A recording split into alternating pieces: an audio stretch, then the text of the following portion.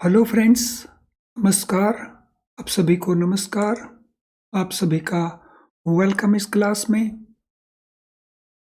You all are welcome to this class. So quickly confirm करेंगे आपका audio, आपका video it is okay. Please confirm your audio video is okay so that we can start.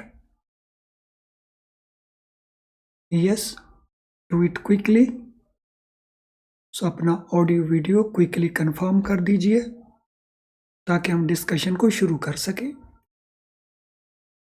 तो मैं wait कर रहा हूँ आपके confirmation की। जैसे ही आप कंफर्म करेंगे I will be able to start.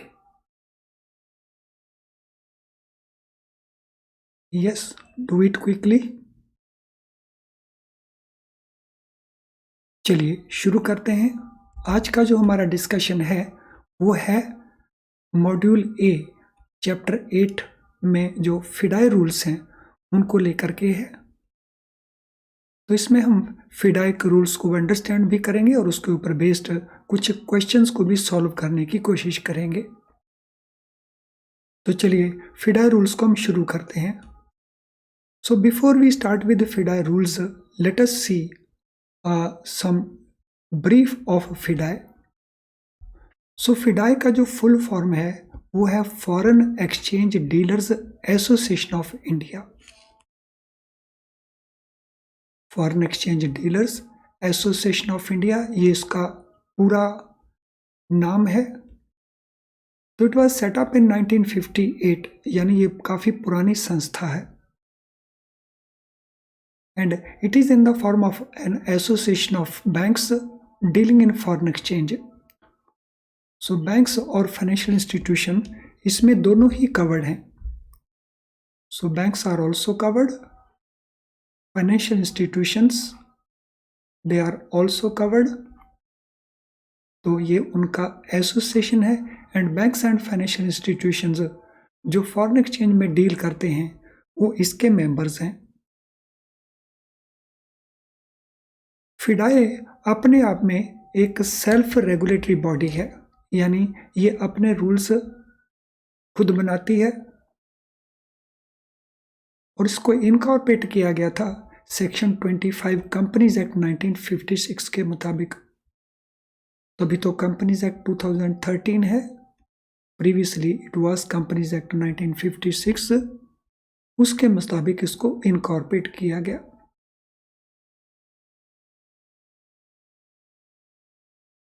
अब फिडाई के फंक्शंस क्या हैं, इसकी मेजर एक्टिविटीज क्या क्या हैं। फिडाई की जो मेजर एक्टिविटीज हैं उसमें आते हैं रूल्स फ्रेम करना। सो फ्रेमिंग ऑफ रूल्स जो inter bank foreign exchange transactions को रिलेट करते हैं। Inter bank foreign exchange business,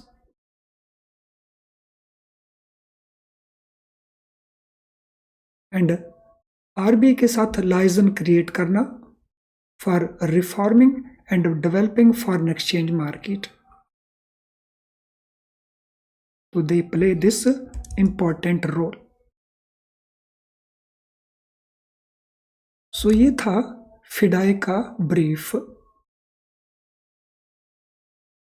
सो फिडाई रूल्स को फ्रेम करती है जैसा हमने यहाँ पे अंडरस्टैंड किया। सो फिडाई के ये रूल्स जो हैं देयर आर 8 रूल्स। 8 ऐसे रूल हैं फिडाई के जो फिडाई ने फ्रेम किए और ये फॉरेन एक्सचेंज की जो ऑपरेशनल एस्पेक्ट्स हैं उनको लेकर के ऑलमोस्ट सभी चीज़ों को कवर करते हैं। सो देयर आर 8 रूल्स और उन 8 रूल्स में सब रूल्स भी हैं। सो 8 रूल्स के साथ साथ देयर आर सब rules as well.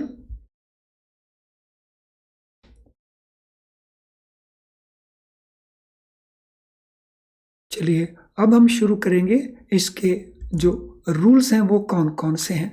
So first general guidelines. So rules से पहले जो जनरल गाइडलाइंस हैं उनको देखेंगे। directives issued by RBI in respect of interest rate on export and import finance shall be adhered to by authorized dealers. सो फिडाई बैंकों को ये advice देता है कि आरबीआई के जो डायरेक्शंस हैं, आरबीआई के जो डायरेक्टिव्स हैं, किसको लेकर के, इंटरेस्ट रेट्स को लेकर के, तो एक्सपोर्ट से रिलेटेड, एक्सपोर्ट क्रेडिट से रिलेटेड और इंपोर्ट क्रेडिट से लेकर के जो इंटरेस्ट रेट है, तो बैंक इनको कम एडहेयर टू करेंगे, यानी banks will comply with these directions. तो यहां बैंकों को और फाइनेंशियल इंस्टीट्यूशंस को कहा जाता है ऑथोराइज्ड डीलर्स। सो शॉर्ट में हम एडी वर्ड भी यूज कर सकते हैं। एडी के अंदर हमारे पास बैंक्स भी आते हैं और एडीज में हमारे पास फाइनेंशियल इंस्टीट्यूशंस आते हैं, और एडी को लाइसेंसिंग करता है Reserve Bank of India. So AD को जो लाइसेंस दिया जाता है that is given by Reserve Bank of India, and based on that licence वो फॉरेन एक्सचेंज बिजनेस को कंडक्ट कर सकते हैं। सो कोई भी संस्था फॉरेन एक्सचेंज को जो बिजनेस है, ट्रांजैक्शन है, उसको कंडक्ट नहीं कर सकते जब तक उसके पास आरबीआई का लाइसेंस नहीं है, तो उनको हम एडीज कहते हैं। Member banks can determine their own charges for various type of foreign exchange transactions. तो जहां तक बात रही चार्जेस की, so there could be different type of charges. तो बैंक्स अपने लेवल के ऊपर फ्री हैं उन चार्जेस को डिटरमिन करने के लिए जो फॉरेन एक्सचेंज की ट्रांजेक्शन्स को रिलेट करते हैं।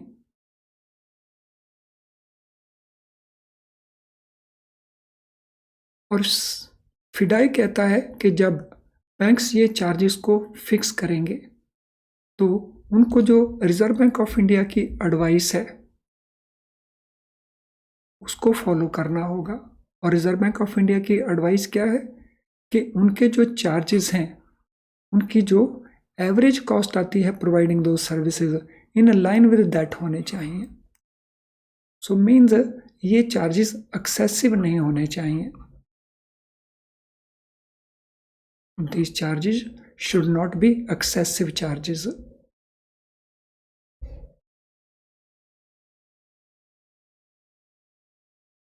तो ये थी जनरल गाइडलाइंस, और इसके बाद हम जो इंडिविजुअल रूल्स हैं फॉरेन एक्सचेंज ट्रांजैक्शंस के साथ डील करने के लिए, तो उनको हम अंडरस्टैंड करने की कोशिश करते हैं।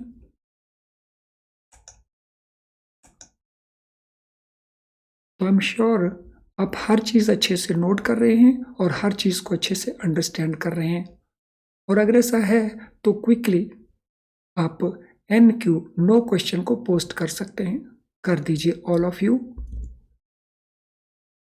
सो आई एम श्योर कि आप हर चीज़ को अच्छे से अंडरस्टैंड कर रहे हैं। If that be the position तो quickly NQ no question type कर दीजिए। So AD banks, they can open standby letter of credit. तो ये भी जनरल गाइडलाइंस का ही पार्ट है। Authorised dealers stand by LCs open कर सकते हैं on behalf of their import constituents. So ये स्टैंड बाई LC क्या होता है? स्टैंड बाई LC जो है ये बैंक गारंटी की तरह होता है। It is just as a bank guarantee. देखने के ये LC है लेकिन practically it is a bank guarantee, and this LC can be issued to importers for importing goods into India, जो फॉरेन ट्रेड पॉलिसी परमिट करती है। और RBI का सर्कुलर है मार्च 2000 की नोटिफिकेशन, तो उसको कंप्लाई करना होगा। So banks can open stand by LC on behalf of their importer customers.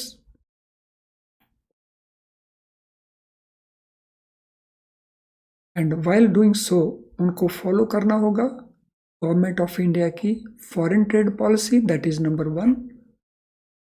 Secondly, RBI का notification relating to stand by LCs.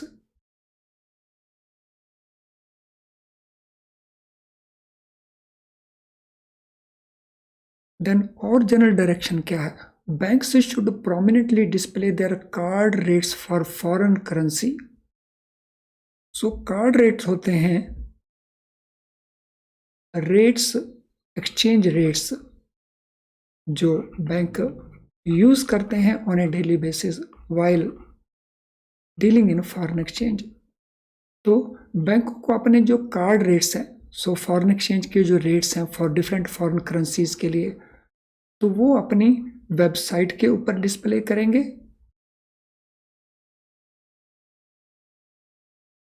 और उनकी जो बी कैटेगरी की ब्रांचेज हैं तो वहाँ पे भी डिस्प्ले करेंगे. सो बी कैटेगरी ब्रांचेज वो हैं जो फॉरेन एक्सचेंज में डीलिंग कर सकती हैं. They are allowed to deal with foreign exchange transactions. तो वो हैं बी कैटेगरी की ब्रांचेज.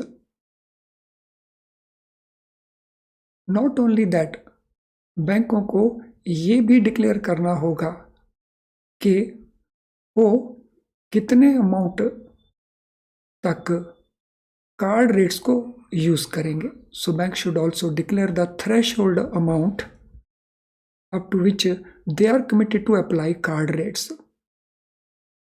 तो कितने अमाउंट तक वो कार्ड रेट्स को यूज करेंगे, सो बैंकों को ये डिक्लेरेशन भी देना होगा.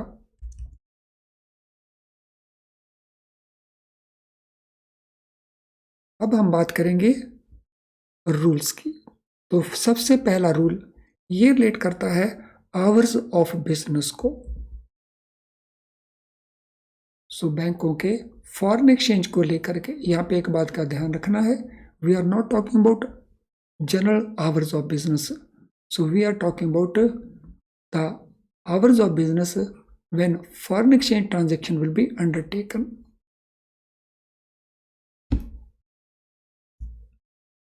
सो इनसे रिलेटेड रूल्स क्या क्या हैं? So normal market hours for foreign currency and Indian currency transaction in interbank foreign exchange markets as well as client transaction in India would be from 9 a.m. to 5 p.m. Indian Standard Time on all working days. Important point है कि जितनी भी interbank foreign exchange transactions हैं, interbank foreign exchange market है और जो भी उनकी क्लाइंट ट्रांजैक्शंस हैं इंडिया के अंदर, उनका टाइमिंग रहेगा 9 a.m. to 5 p.m. And this will be on all working days. जितने भी वर्किंग डे बैंकों के हैं, तो ऑन ऑल वर्किंग डेज ये नॉर्मल मार्केट आवर्स रहेंगे. फॉरेन करेंसी और इंडियन करेंसी की जो ट्रांजैक्शंस हैं. So this is sub rule 1 of rule 1. Second, ADs may undertake customer and interbank transaction on all working days beyond normal market hours also. So ADs को power दिया गया है कि अगर ADs चाहें, हालांकि वो ट्रांजेक्शन्स रिस्क वाली हो सकती हैं, so they can undertake customer transactions and interbank transactions on all working days even beyond normal market hours. Normal market hours हमने यहाँ पे नोट किए थे. तो this could be beyond normal market hours. हालांकि they will be exposed to foreign exchange risk in that case. उनको power दी गई है, but at the same time अगर वो बैंक ऐसा करते हैं तो उनको फॉरेन एक्सचेंज रिस्क भी मैनेज करना होगा. Transactions with persons resident outside India through their foreign exchange branches and subsidiaries may also be undertaken on all working days beyond normal hours. तो बैंकों की जो फॉरेन ब्रांचेस हैं या सब्सिडरीज हैं,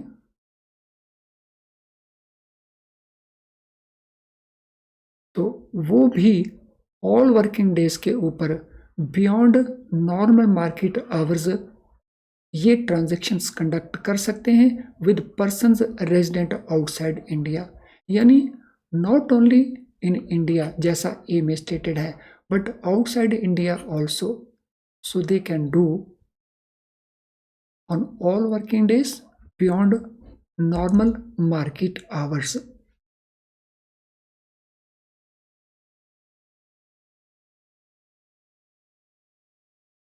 However, value cash transactions may be undertaken only up to 5 p.m.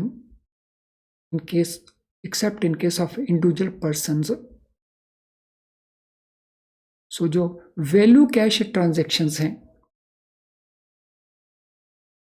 वो transactions वो only up to 5 p.m. करेंगे वैल्यू कैश ट्रांजेक्शन्स को.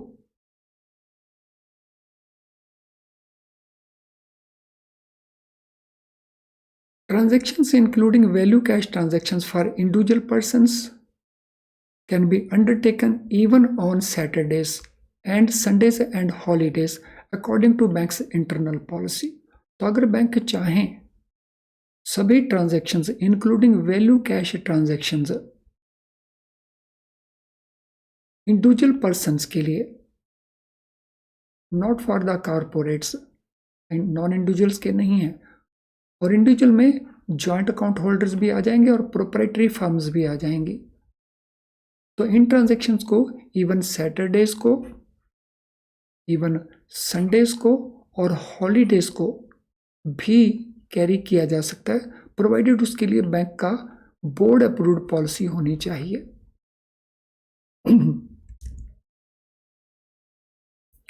So banks can go for this according to their board approved policy. So value cash transactions वो conduct कर सकते हैं even on Saturdays, Sundays या holidays.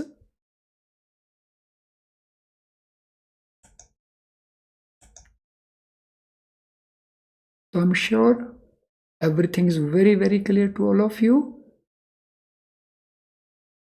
For any transaction undertaken beyond market hours, अगर कोई transaction market hours के बाद की है, तो मार्केट आवर्स इंडिया में है 9 to 5 p.m. तो अगर कोई ट्रांजैक्शन बैंक्स कंडक्ट करते हैं मार्केट आवर्स के बाद, तो देन बैंकों को क्या इंश्योर करना है कि उनकी जो नूप लिमिट है, net overnight open position limit, so NOOP को हर एक बैंक का बोर्ड अप्रूव करता है कि बैंक की नूप लिमिट कितनी होगी. तो ये फॉरेन एक्सचेंज ट्रांजैक्शंस को लेकर के नूप लिमिट होती है. So this NOOP limit is to be maintained at all times. So NOOP limit को एक्सीड नहीं करना है. तो जो भी ट्रांजैक्शंस वो आफ्टर मार्केट आवर्स करेंगे, तो those transactions also remain within their NOOP limit which is approved by their board. उनके बोर्ड ने जो लिमिट अप्रूव किया है. Spot rate roll over for foreign currency Indian transactions will take place at 12 midnight Indian standard time. So spot date का जो roll over है, यानी next date जो आ जाएगी, so foreign currency Indian transactions, तो it will happen at 12 midnight Indian standard time, यानी उसके बाद नेक्स्ट डे शुरू हो गया ये मान लिया जाएगा. For the purpose of foreign exchange business, Saturday will not be treated as a working day. This is important. तो हमारी बैंक ब्रांचेज में alternative Saturday is observed as holiday and some Saturdays are observed as working day। लेकिन foreign exchange business के purpose के लिए Saturday को हम working day treat नहीं करेंगे, because internationally Saturday is a closed day. Now non holiday हम किसको कहेंगे? So this is important term. So non holidays हम कहेंगे उन हॉलीडेज को which are known at least 3 working days before date. So date से पहले जिस डेट का हॉलीडे है, अगर कोई हॉलीडे उससे 3 दिन पहले उसकी जानकारी है, डिक्लेयर की जा चुकी है, तो उसको हम कहेंगे नॉन हॉलीडे। सो इसमें क्लियर 3 डेज होने चाहिए और वो भी working days, not calendar days, before that date. तो अगर 16th डेट को नॉन हॉलीडे हमने के तौर के ऊपर क्लासीफाई करना है, तो इसके बारे में जानकारी होनी चाहिए 13th को, प्रोवाइडेड 13th के बाद सारे के सारे वर्किंग डेज हैं। और अगर ये 13 के बाद जानकारी मिलती है, 16th को हॉलीडे, 13th के बाद जानकारी मिलती है, तो फिर उसको not a non holiday category में डाला जाएगा। तो उसको हम कहेंगे सडनली डिक्लेयर्ड हॉलीडे। तो non holiday means information about which was known at least 3 working days before। और अगर ये 3 वर्किंग डेज से कम है तो it will be taken as suddenly declared holiday. तो उसको हम सडनली डिक्लेयर्ड हॉलीडे कहेंगे।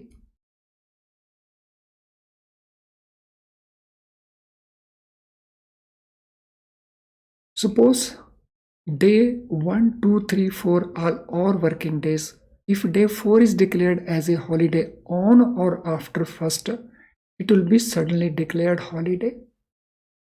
If day 4 is declared as a holiday prior to 1st, it would be non working holiday। तो यहाँ पे जो एग्जाम्पल दिया, तो this mean this should have been declared not on 13th, but this should have been declared on 12th। So 3 दिन पहले। तो अगर 1, 2, 3, 4 ये ऑल वर्किंग डेज हैं और डे 4 को अगर हमने हॉलीडे डिक्लेयर करना है, तो ये हॉलीडे ऑन और आफ्टर अगर 1st को डिक्लेयर किया जाता है, यानी ये पहली तारीख से 1st डेट से पहले डिक्लेयर हो जाना चाहिए, only then it will be treated as a non holiday. यानी between non holiday and date of declaration there must be 3 clear working days। चलिए फ्रेंड्स, अगर आपका लाइक डिसलाइक रहता है, क्विकली लाइक डिसलाइक को कंप्लीट कर देंगे सो दैट हम सेशन को कंटिन्यू करें। यस, बहुत सारे स्टूडेंट्स हैं जिनका लाइक डिसलाइक अभी तक नहीं हुआ है, सो वो लाइक डिसलाइक को कंप्लीट कर देंगे। और आपके क्वेश्चंस जो हैं वो आप कमेंट बॉक्स में भी टाइप कर सकते हैं। So you can type your questions in the comment box.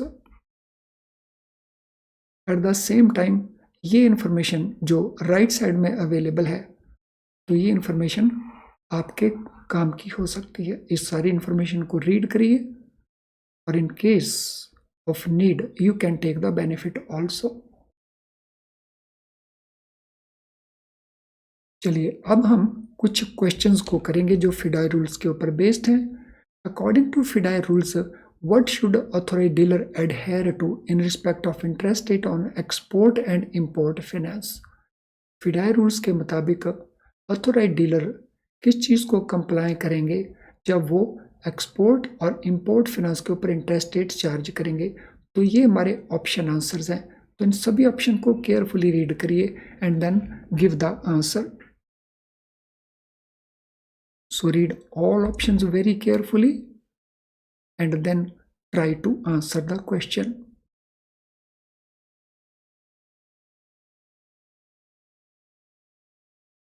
सो ये है रिजर्व बैंक ऑफ इंडिया की डायरेक्शंस जिनको बैंकों को फॉलो करना होता है.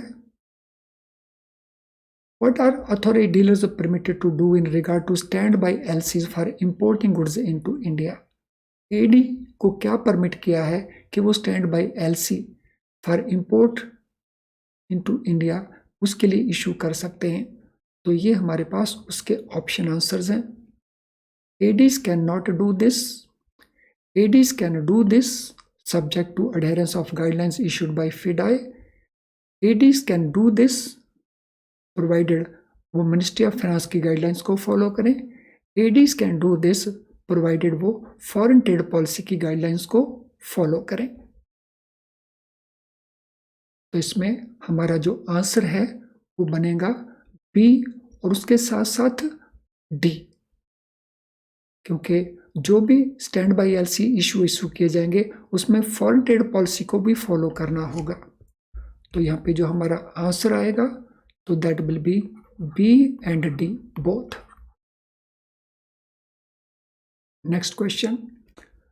What should member banks keep in mind while determining their own charges for various type of foreign exchange transactions? Foreign exchange transaction में जब बैंक अपने चार्जेस को फिक्स करेंगे तो what they will have to keep in mind? उनके charges ज़्यादा से ज़्यादा हों, उनके चार्जेस कम से कम हों, उनके charges must not be out of line with average cost of providing service, उनके charges should not be based on type of foreign exchange transactions. तो इनमें कौन सा ऑप्शन आपको लगता है दैट इज करेक्ट ऑप्शन?